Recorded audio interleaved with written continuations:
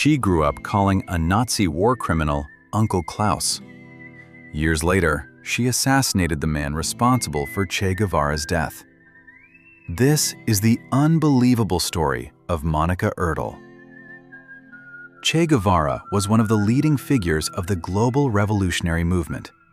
After the success of the Cuban Revolution, he sought to spread that revolution beyond Cuba's borders.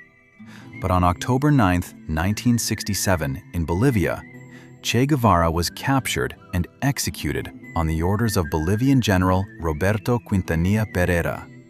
His death marked the end of one chapter.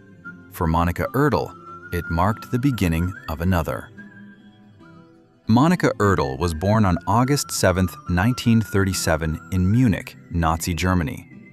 Her father was Hans Ertl, a famous cameraman and photographer who had worked with Adolf Hitler and photographed Field Marshal Erwin Rommel, better known as the Desert Fox.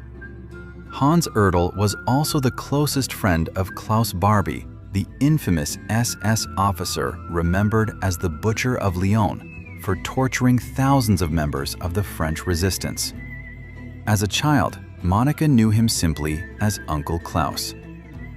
After World War II, Hans Ertl fled Europe wearing a Nazi jacket that had been given to him as a gift.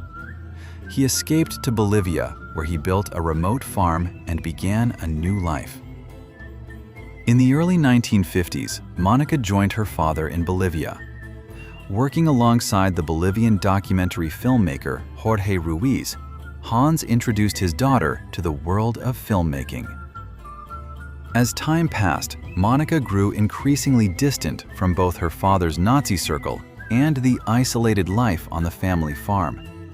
The poverty she witnessed and the lives of working-class families and vulnerable children fundamentally changed the way she saw the world. She became interested in Marxist-Leninist ideology.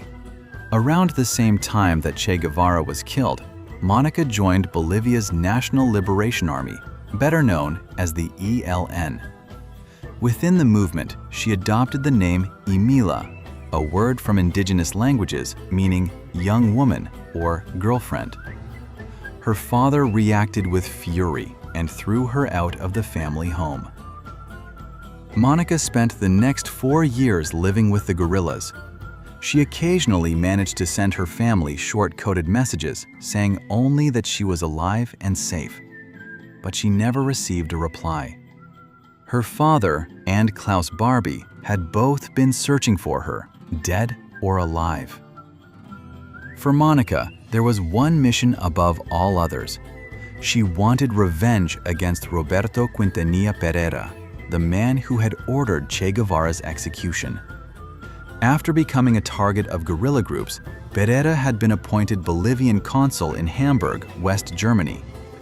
On the morning of April 1, 1971, at 9:40 a.m., Monika arrived at the Bolivian consulate carrying a forged passport.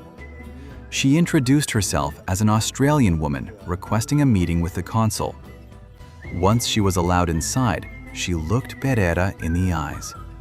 Moments later, she drew a Colt Cobra .38 special revolver. She fired 3 accurate shots. Pereira was dead.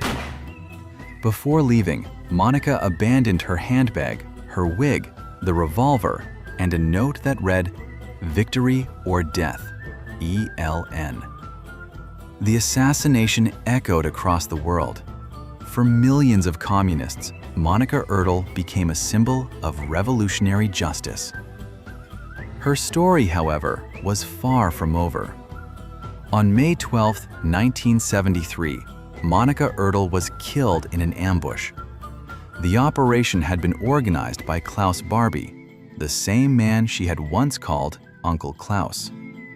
By then, Barbie was working with the Bolivian government while also serving U.S. efforts aimed at suppressing left-wing movements in Latin America. Hans Ertl learned of his daughter's death through a German radio broadcast. Monika's body was buried somewhere in Bolivia. The exact location has never been revealed. She lies in an unmarked grave, unknown to this day. Monika Ertl's life became one of the most extraordinary stories of the Cold War. A woman born into the heart of Nazi Germany, the daughter of Hitler's cameraman, raised alongside one of history's most infamous Nazi criminals who chose an entirely different path and ultimately gave her life fighting for the revolutionary ideals she believed in.